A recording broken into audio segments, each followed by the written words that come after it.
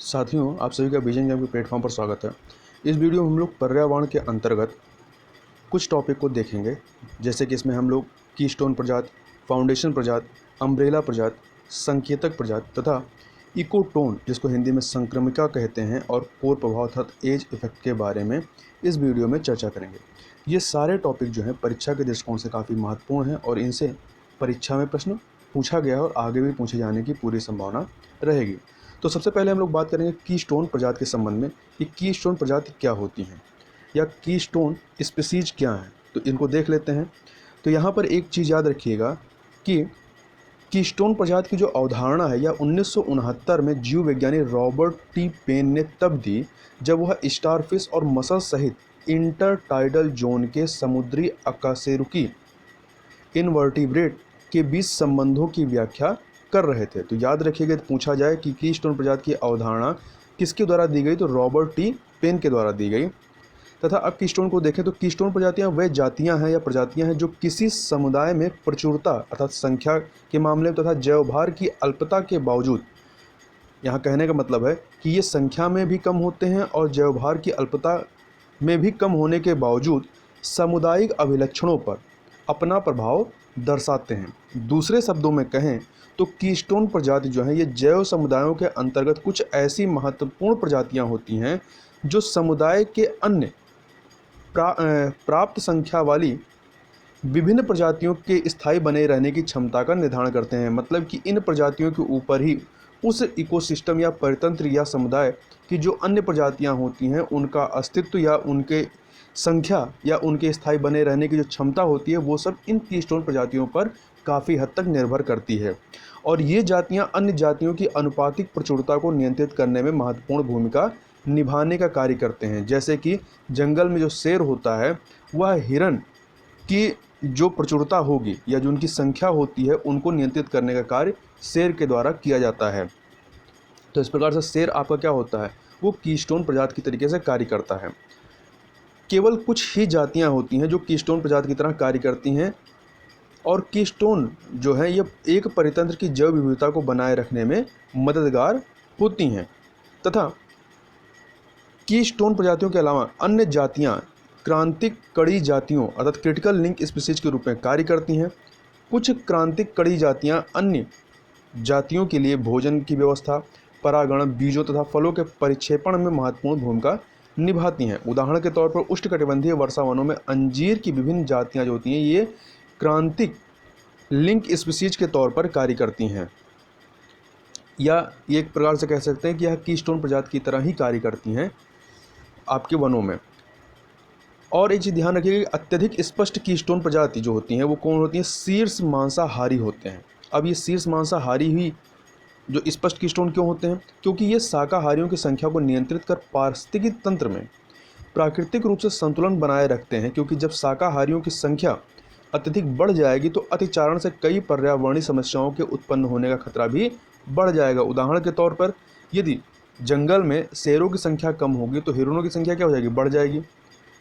और जब हिरणों की संख्या बढ़ जाएगी तो उनके द्वारा जो पेड़ पौधे हैं उनका अतिचारण मतलब अधिक से अधिक उनका जो क्या कहते हैं पत्तियां वगैरह है वो खाया जाएगा उनके द्वारा। तो इससे विभिन्न प्रकार की जो पर्यावरणीय समस्याएं हैं वो उत्पन्न होने का खतरा हो जाएगा।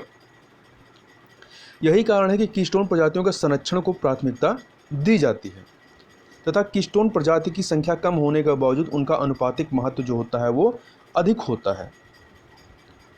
तथा कीस्टोन प्रजाति के संरक्षण से क्या होता है कि संपूर्ण परितंत्र को सुचारू रूप से चलाया जा सकता है। इसीलिए देखिए हिरन का भी संरक्षण का कार्यक्रम चलाया जाता है और शेर का भी, परंतु शेर के कंजर्वेशन पर ज़्यादा फोकस किया जाता है, क्योंकि यदि शेर को कंजर्व किया जाएगा तो वो पूरे जो फॉरेस्ट का इकोसिस्टम है उसको वो संतुलित करने में मददगार होगा। और एक चीज़ और फैक्ट के रूप में याद रखिएगा कि एक परितंत्र में एक से अधिक कीस्टोन प्रजातियां भी रह सकती हैं। तो यदि किसी सवाल में 2-3 कथन दिए हों कि इनमें से कौन सा सही है और उसमें यह दिया हो कि एक परितंत्र में एक से अधिक कीस्टोन प्रजातियां नहीं रह सकती हैं, तो यह कथन पूरी तरीके से गलत हो जाएगा। क्यों? क्योंकि एक परितंत्र में एक से अधिक कीस्टोन प्रजातियां रह सकती हैं। तथा यदि उदाहरण के तौर पर देखें कुछ कीस्टोन प्रजातियों को, तो कुछ उष्णकटिबंधीय वनों में अंजीर जिसे इंग्लिश में फिक्स कहते हैं तथा कुछ अन्य पौधे जो होते हैं कीस्टोन प्रजाति होते हैं, क्योंकि अंजीर के फलों पर उस वन के अधिकांश पशु पक्षी क्या करते हैं, निर्भर होते हैं। खासकर जब अन्य खाद्य पदार्थों की कमी होती है तब अंजीर के फल ही उन पशु पक्षियों को भोजन प्रदान करते हैं तथा स्वाभाविक है कि यदि अंजीर के पेड़ लुप्त हो गए तो उस समुदाय की कई निर्भर प्रजातियां भी क्या हो जाएंगी, लुप्त हो जाएंगी। तो इस प्रकार से अंजीर क्या है, एक कीस्टोन प्रजाति है। इसके अलावा सार्क भी क्या है, कीस्टोन प्रजाति के तौर पर यह कार्य करती है। इसके अलावा उदबिलाव भी क्या होता है, कीस्टोन प्रजाति के तरीके से कार्य करती है। यह क्या करती है, यह प्राकृतिक बांध बनाकर कई जातियों की वृद्धि में सहयोग प्रदान करती है। जैसे यहाँ पे इस डायग्राम को यदि देखें यहाँ पर, तो ये आपका उदबिलाव है, ठीक है। ये क्या करता है, ये जो पेड़ पौधे होते हैं उनको काट करके एक तरीके से प्राकृतिक बांध बनाने का कार्य करता है। और आप देख सकते हैं इन प्राकृतिक बांधों पर कई सारे जो जीव हैं या पशु पक्षी हैं वो निर्भर रहते हैं। तो इस प्रकार से ये क्या करता है, उनकी वृद्धि में ये सहायक होता है। तो इस प्रकार से उदबिलाव क्या हो गया, एक कीस्टोन प्रजाति के तौर पर कार्य करता है। अब हम लोग थोड़ा सा पारिस्थितिकी तंत्र के लिए जो अन्य महत्वपूर्ण प्रजातियां हैं उनके बारे में भी चर्चा कर लेते हैं। तो इसमें सबसे पहले हम लोग बात करेंगे फाउंडेशन प्रजाति की, कि फाउंडेशन प्रजाति क्या होती हैं। तो फाउंडेशन प्रजाति जो होती हैं अन्य प्रजातियों के निर्माण व संरक्षण में मुख्य भूमिका निभाने का कार्य करती है। उदाहरण के तौर पर जो कोरल होती है यह एक फाउंडेशन प्रजाति का उदाहरण है, ठीक है। क्यों, क्योंकि कोरल जो होती है, कोरल रीफ का मिल करके क्या करते हैं, एक कोरल जो है वो अन्य से मिल करके इस प्रकार से कई सारे कोरल मिलकर कोरल रीफ का निर्माण करते हैं। और इन कोरल रीफ पर समुद्र के अंतर्गत अन्य प्रजातियां जो होती हैं निवास करती हैं और इन कोरल रीफ की जो जैव विविधता होती है वो बहुत अधिक होती है। तो इस प्रकार से ये क्या हो गए, ये आपके फाउंडेशन प्रजाति के तौर पर कार्य करते हैं। इसके अलावा आगे चलते हैं अम्ब्रेला प्रजाति की बात करें तो अम्ब्रेला प्रजाति या अम्ब्रेला स्पीसीज, तो अम्ब्रेला प्रजाति एक विशाल जंतु या समुदाय होता है जिस पर बहुत सी प्रजातियां निर्भर करती हैं। अम्ब्रेला प्रजाति जो थी बहुत हद तक कीस्टोन प्रजाति की तरह ही होती है, मतलब एक तरीके से ये कीस्टोन प्रजाति की तरह ही एक्ट करते हैं। और इस प्रजाति को आमतौर पर प्रवासी या माइग्रेटरी और बड़े निवास स्थान की जरूरत होती है, मतलब एक जगह से दूसरी जगह ये भ्रमण करते रहते हैं। उदाहरण के तौर पर जो बाघ होता है यह एक अम्ब्रेला प्रजाति का उदाहरण है। वर्तमान में राजस्थान में बाघों को बचाने का प्रयास किया जा रहा है, इससे यह प्रजाति अन्य प्रजातियों को बचाने का भी लक्ष्य पूरा करेगी। इससे तेंदुए, सुअर, खरगोश, हिरण व बंदरों को भी संरक्षण मिलेगा। आगे बात कर लेते हैं संकेतक प्रजाति या इंडिकेटर स्पीसीज के संबंध में। तो संकेतक प्रजाति से अभिप्राय या इंडिकेटर स्पीसीज से अभिप्राय किसी एक पौधा या जंतु की प्रजाति से, मतलब ये दोनों हो सकते हैं, पौधे भी हो सकते हैं और जंतु भी हो सकते हैं इंडिकेटर प्रजाति के रूप में। तो ये ऐसे होते हैं जो पर्यावरण परिवर्तन के लिए बहुत अधिक संवेदनशील होता है, अर्थात यह प्रजाति पारिस्थितिकी तंत्र की हानि से तुरंत प्रभावित होते हैं। मतलब ये जो पारिस्थितिक तंत्र है यदि उसमें परिवर्तन होगा तो सबसे पहले यही अफेक्टेड होते हैं, जिससे एक प्रजाति के रूप में इनका प्रयोग जो है एक इंडिकेटर के रूप में किया जा सकता है।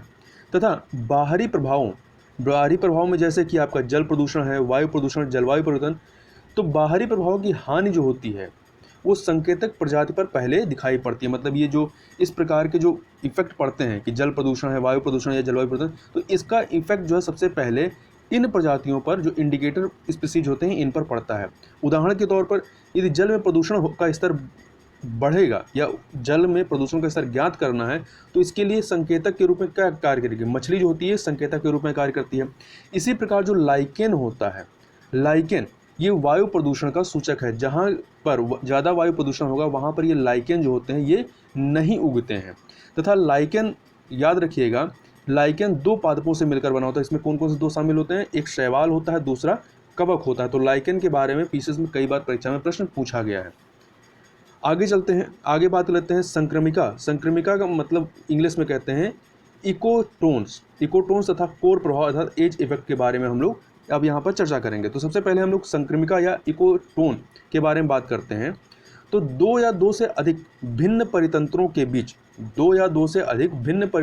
बीच या समुदायों के बीच का जो संक्रमण क्षेत्र होता है या ट्रांजिशन एरिया होता है, जहाँ जैव विविधता क्या होती है, अपेक्षाकृत अधिक होती है, उसे क्या कहते हैं, इकोटोन वह कहलाती है। उदाहरण के तौर पर आप देख सकते हैं घास स्थल या वन क्षेत्र, तथा मैंग्रोव वन, जो मैंग्रोव वन होता है जलीय और स्थलीय परितंत्र के बीच का संक्रमण क्षेत्र होता है, तथा जो एस्चुरी होती है वो लैगून व घास परितंत्र इकोटोन, एस्चुरी है, लैगून व घास परितंत्र, ये इकोटोन को प्रदर्शित करने का कार्य करते हैं। तो ये आपके इकोटोन के उदाहरण हैं। जैसे कि आप यहाँ फिगर में देख सकते हैं, तो यहाँ पर आपके दो प्रकार के परितंत्र हैं, एक जलीय परितंत्र है, एक आपका स्थलीय परितंत्र है। इन दोनों का क्या होता है, संक्रमण होता है। तो ये जो संक्रमण वाला इलाका है, ये क्या कहलाएगा, आपका इकोटोन कहलाएगा। और यहाँ पर जैव विविधता क्या होगी, इन दोनों इलाकों से ज़्यादा होती है। आगे चलते हैं। अब ये जो आपका इकोटोन होती है, इस इकोटोन की क्या विशेषताएं होती हैं, इन विशेषताओं को भी एक बार देख लेते हैं। तो एक इकोटोन जो होता है, ये पतली सकरी पट्टी से लेकर के सैकड़ों किलोमीटर तक विस्तृत हो सकता है। ऐसा भी हो सकता है कोई इकोटोन है वो बहुत पतली, मतलब बहुत छोटे इलाके में हो, एरिया में विस्तृत हो, और हो सकता है कि बहुत ज़्यादा एरिया में भी ये विस्तृत हो सकता है। इसका अर्थ यह है कि दो परितंत्रों के मिलने से संक्रमण क्षेत्र में बदलाव की जो गति है वो तीव्र तथा मध्यम दोनों हो सकती है। यदि गति तीव्र होगी तो क्या होगा, वो ज़्यादा इलाका कवर करेगा, और मध्यम होगी तो कम इलाका कवर करेगा। इसके अलावा एक विकसित इकोटोन में कुछ ऐसी प्रजातियां पाई जाती हैं जो उन परितंत्रों में भी नहीं मिलती हैं जिनके मिलने से इस इकोटोन का निर्माण हुआ है। जैसे कि यदि आपका स्थलीय परितंत्र और आपका जलीय परितंत्र मिलते हैं, जैसे एस्चुरी का निर्माण होता है या मैंग्रोव का जहाँ निर्माण होता है, तो वहाँ पर जितनी ज़्यादा प्रजातियाँ मैंग्रोव में पाई जाएगी उतनी प्रजातियाँ आपकी ना ही जलीय वाले इकोसिस्टम में या परितंत्र में तथा स्थलीय परितंत्र में नहीं पाई जाएंगी। तो इस प्रकार से जो इकोटोन होता है, मतलब जहाँ पे संक्रमण क्षेत्र होता है, वहाँ की जैव विविधता अपेक्षाकृत क्या होती है, अधिक होती है, जिन दोनों को मिलने से वो बनती है। अब यहाँ पर हम लोग बात करेंगे, जैसे यहाँ पर आप इसको थोड़ा सा इस फिगर में देख भी सकते हैं कि देखिए आपका ये एक्वेटिक जोन था, आपका जलीय क्षेत्र, और ये लैंड जोन था। इन दोनों का ट्रांजिशन जोन होता है यहाँ पर। तो आप यहाँ फिगर में देख सकते हैं कि यहाँ और यहाँ जितनी प्रजातियाँ थीं उससे अधिक प्रजातियाँ जो हैं आपकी स्पीशीज की वो ट्रांजिशन जोन में पाई जाती हैं। तो इस प्रकार से ट्रांजिशन जोन में जो जैव विविधता होती है वो ज़्यादा होती है। अब हम लोग थोड़ा सा कोर प्रभाव, एज इफेक्ट के बारे में बात कर लें। तो कोर प्रभाव जो होता है यह एक पारिस्थितिकी अवधारणा है जो इस ओर इंगित करती है कि जहाँ दो परितंत्र आपस में मिलते हैं वहाँ विशाल विविधता पाई जाती है, और इसे ही, ये जो विशाल विविधता पाई जाती है, इसे ही कोर इफेक्ट कहते हैं। और इस क्षेत्र में मिलने वाले जीव या प्रजातियाँ क्या कहलाती हैं, कोर प्रजातियाँ कहलाती हैं या एज स्पीशीज कहलाती हैं। और इस कोर प्रभाव में जहाँ दो क्षेत्र ओवरलैपिंग करते हैं वहाँ दोनों क्षेत्र की प्रजातियाँ पाई जाती हैं, तथा इसके अलावा कुछ विशिष्ट प्रजातियाँ भी यहाँ पर मिलती हैं जो किसी परितंत्र में अकेले नहीं मिलती हैं। और याद रखिएगा कि जहाँ पर दो का संक्रमण होता है, ठीक है, जहाँ पे दो प्रजातियों का या दो इकोसिस्टम का संक्रमण होता है, तो यहाँ से जैसे जैसे आप डिस्टेंस दूर जाते जाएंगे, ठीक है, तो वहाँ पर क्या होगा, एज इफेक्ट जो कहलाता है वो आपकी जैव विविधता कम होती जाएगी, और जैसे जैसे इसके नज़दीक आते जाएंगे वैसे वैसे क्या होगा, एज इफेक्ट के अनुसार वहाँ पर जैव विविधता बढ़ती जाएगी। अब हम लोग कुछ जो ये कोर इफेक्ट वाले क्षेत्र हैं उनके उदाहरणों को देख लेते हैं। जैसे कि आपका नदी तट के किनारे का जो घास का मैदान होता है, यहाँ पर आप एज इफेक्ट को देख सकते हैं। तथा जहाँ पर्वत व घाटियाँ मिलती हैं, तो जैसे पर्वत की तरफ से या घाटी की तरफ से जब जहाँ का संक्रमण क्षेत्र उधर जाएंगे तो वहाँ पे क्या हो, जैव विविधता बढ़ती जाएगी। और जैसे ही उस ट्रांजिशन जो एरिया वहाँ से दूर जाएंगे तो एज इफेक्ट की वजह से क्या होगा, वहाँ पे जैव विविधता जैसे जैसे दूर जाते हैं वो घटती जाएगी। तथा जंगलों के अंतिम बिंदु पर, इसके अलावा जहाँ एस्चुरी जो है वो समुद्र से मिलती है, तो ये सब क्या है, एज इफेक्ट के उदाहरण हैं। तथा कोर प्रभाव क्षेत्र जो होता है बहुत अधिक विविधता रखता है। यहाँ पर जो विविधता होती है जहाँ संक्रमण होता है, अब ये विविधता इतनी अधिक क्यों होती है, इसके कई सारे कारण हैं। जैसे कि दोनों क्षेत्र जहाँ पर मिल रहे हैं, तो दोनों क्षेत्रों के संसाधनों का एक ही जगह पर पाया जाना। तो इस पहले परितंत्र जैसे कि जलीय परितंत्र और स्थलीय परितंत्र दोनों के ही संसाधन जो हैं उस ट्रांजिशन जहाँ पर संक्रमण क्षेत्र वहाँ पर मिल जाते हैं। इसके अलावा वायु, तापमान, आर्द्रता, मृदा की नमी, प्रकाश की तीव्रता आदि भी ये क्या करते हैं, कोर क्षेत्र को परिवर्तित करने का कार्य करते हैं, मतलब कोर क्षेत्र की विविधता पर अपना इफेक्ट डालते हैं। इसके अलावा कोर क्षेत्र की विविधता सूक्ष्म जलवायु का निर्माण कर सकती है, जो कि विशिष्ट प्रजातियों को समर्थन दे सकती है। मतलब कोर क्षेत्र में कुछ इस प्रकार की सूक्ष्म जलवायु पाई जाती है, जो वहाँ पाई जाने वाली जो प्रजातियाँ हैं उनके लिए क्या होते हैं, वो उपयोगी होते हैं या उनकी वृद्धि में वो सहायक होते हैं। इसके अलावा कोर क्षेत्र पर प्रकाश की अत्यधिक या अधिक उपलब्धता यदि होती है तो पादपों की तीव्र वृद्धि होती है। तो जब पादपों की तीव्र वृद्धि होगी तो इससे क्या हो, अत्यधिक विविधता में ये क्या होगी, सहायक होती है, जिससे उत्पादकता में भी क्या होती है, वृद्धि होती है। क्योंकि प्रकाश ज़्यादा मिलेगा तो प्रकाश संश्लेषण की क्रिया ज़्यादा होगी, तो जो प्रोडक्शन है वो भी ज़्यादा होगा। इसके अलावा पादपों की ये जो प्लांट है इनकी विविधता में वृद्धि से क्या होता है कि कीड़ों, कई शाकाहारी कीट में वृद्धि होती है। अब इन शाकाहारी कीटों को कई सारी पक्षियों व जंतुओं के द्वारा खाया जाता है, तो जब इन कीटों की वृद्धि होगी तो वहाँ पर पक्षियों और अन्य जंतुओं की भी वृद्धि होगी। तो इस प्रकार से जो इको टोन होता है या कह सकते हैं जहाँ संक्रमण क्षेत्र होता है वहाँ पर जो विविधता होती है वो ज़्यादा होती है। तो इस प्रकार से प्रकृति में कोर प्रभाव क्षेत्र, एज इफेक्ट जो होता है, इसका परिणाम विविधता तथा उत्पादकता में वृद्धि के रूप में देखा जा सकता है। तो इसके प्रभाव से क्या होती है, वहाँ की जैव विविधता बढ़ती है, इसके अलावा जो प्रोडक्शन है, उत्पादकता है, वो भी बढ़ती है। तथा इसके अलावा मैंग्रोव पारिस्थितिकी, तो मैंग्रोव पारिस्थितिकी में क्या होता है, भूमि व समुद्र का मिलन स्थल होता है। तथा कोरल पारिस्थितिकी और अन्य उच्च उत्पादकता वाले क्षेत्र जैसे कि नदियों के किनारे या सागरों में नदियों के मिलन स्थल जहाँ पर एस्चुरी का निर्माण होता है, ये सब क्या है, जैव विविधता की दृष्टि से अत्यंत समृद्ध क्षेत्र हैं। और यही वजह है कि प्राचीन या पारंपरिक जो मानव बस्तियां हैं वो आमतौर पर आपके पारिस्थितिकी प्रणालियों के बीच तथा उच्च उत्पादक संक्रमण क्षेत्रों में स्थित रही हैं। जैसे कि आज भी देखें, जो जनजातीय होती हैं वो जंगलों में ऐसे जगहों पर होती हैं जहां पर इस प्रकार के आपके एज इफेक्ट वाले या इकोटोन वाले इलाके होते हैं, जहां पर जैव विविधता ज़्यादा होती है। अब हम लोग जितने चीज़ों की हमने यहाँ पर चर्चा की उसके आधार पर कुछ प्रश्नों को भी देख लेते हैं कि इस प्रकार से आपको परीक्षा में प्रश्न पूछे जाए तो आसानी से आप सॉल्व कर सकें। तो जैसे पहला प्रश्न है कि निम्न में से कौन सी एक कीस्टोन प्रजाति के रूप में कार्य करती है। तो यहाँ पर जो आपका उदबिलाव है, उदबिलाव के बारे में हम लोग उदाहरण के तौर पर देखा था कि उदबिलाव क्या करते हैं, प्राकृतिक बांध का निर्माण करते हैं। तो उदबिलाव जो है ये एक कीस्टोन प्रजाति की तरीके से यहाँ पर कार्य करता है, क्योंकि इसकी उपस्थिति पर ही अन्य जो उस परितंत्र में जो कह सकते हैं स्पीसीज हैं उनकी संख्या या उनकी वृद्धि में ये सहायता करने का कार्य इसके द्वारा किया जाता है। तो यदि इसका अस्तित्व खतरे में पड़ेगा तो जो इस वहाँ पाई जाने वाली जो अन्य प्रजातियाँ हैं उनके भी अस्तित्व पर भी खतरा पड़ेगा। इसके अलावा यदि पूछा जाए कि अम्ब्रेला प्रजाति का एक उदाहरण है इनमें से बताना है, तो इसमें से जो आपका बाघ है ये अम्ब्रेला प्रजाति का उदाहरण है, क्योंकि इस पर अन्य प्रजातियां भी डिपेंड करती हैं। यदि इसका संरक्षण किया जाएगा तो अन्य का भी संरक्षण हो जाता है। अगला प्रश्न है कि कोर प्रभाव क्षेत्र या जो आपका एज इफेक्ट वाला जो एरिया है इसके संदर्भ में सत्य क्या है। तो 3 कथन दिए गए हैं, हमें बताना है कौन से कथन सत्य हैं। तो पहला है कोर प्रभाव क्षेत्र में 2 क्षेत्र की प्रजातियां पाई जाती हैं। दूसरा, इस क्षेत्र में कुछ ऐसी प्रजातियां भी पाई जाती हैं जो दोनों परितंत्रों में नहीं पाई जाती हैं। और तीसरा है वायु, तापमान, मृदा की नमी आदि का प्रभाव जो है कोर क्षेत्र पर नहीं होता है। तो जैसा कि हमने पढ़ा कि ये जो कोर क्षेत्र होता है यहाँ पर वायु, तापमान, मृदा की नमी आदि का प्रभाव पड़ता है, तो ये आपका कथन गलत हो गया सीधे सीधे, ठीक है।